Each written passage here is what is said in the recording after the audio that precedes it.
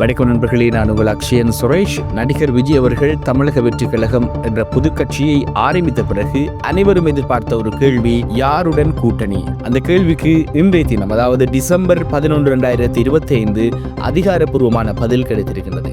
விஜயின் அரசியல் பயணத்தின் போக்கியை மாற்றியமைக்கும் இந்த திடீர் கொள்கை முடிவு என்ன? இது தமிழக அரசியல் களத்தில் என்ன மாதிரியான அதிர்வுகளை ஏற்படுத்த போகின்றது? இந்த முடிவின் அரசியல் பின்னணிதான் என்ன? முழுமையாக அலசி பார்க்க இருக்கின்றோம். பாருங்கள். தமிழக வெற்றி கழகத்தின் மாவட்ட செயலாளர் கூட்டம் இன்று, அதாவது டிசம்பர் 11 நடைபெற்றது. இந்த கூட்டத்தில் தான் கட்சியின் எதிர்கால அரசியல் கொள்கை குறித்த மிக முக்கியமான தீர்மானங்கள் மேற்கொள்ளப்பட்டிருக்கின்றது. இதில் தமிழக வெற்றி கழகத்தினுடைய தலைவர் விஜயை முதலமைச்சராக ஏற்றுக்கொள்ளும் கட்சிகளுடன் மட்டுமே கூட்டணி வைப்பது என மாவட்ட செயலாளர்கள் கூட்டத்தில் தீர்மானம் நிறைவேற்றப்பட்டிருக்கின்றது.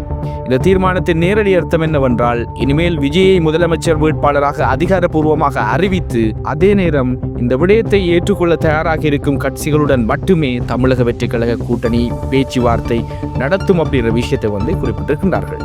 விஜயின் அரசியல் பயணம் தனியொரு தலைவரின் ஆளுமையின் கீழ் தொடங்கும் என்பதை இது அழுத்தமாக சொல்லியிருக்கின்றது. இந்த கொள்கை முடிவு வரும் தேர்தலின் கூட்டணியை ஒட்டுமொத்தமாக மாற்றியமைக்கும் சக்தி கொண்டது.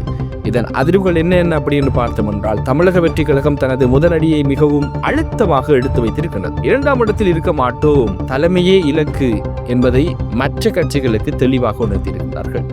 எனவே முதலமைச்சர் வேட்பாளரை முடிவு செய்துள்ள பிரதான திராவிட கட்சிகளுக்கு இது மிகப்பெரிய சவாலாக இருக்கும் அப்படின்றதான் மிக முக்கியமான ஒரு விஷயம். அதாவது, அவர்கள் விஜயை முதலமைச்சர் வேட்பாளராக ஏற்க தயாராக இருப்பார்களா என்ற கேள்வியையும் தமிழக வெற்றி கழகம் எழுப்பியிருக்கின்றது இந்த விஷயத்தின் மூலம்.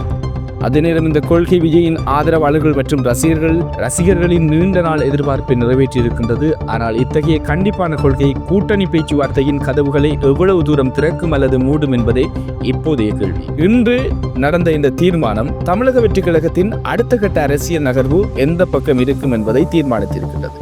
முதலமைச்சர் வேட்பாளர் என்ற இலக்கை முன்வைத்து விஜய் களம் இறங்கி இருக்கின்றார். இந்த தீர்மானம் குறித்து உங்கள் கருத்து என்ன?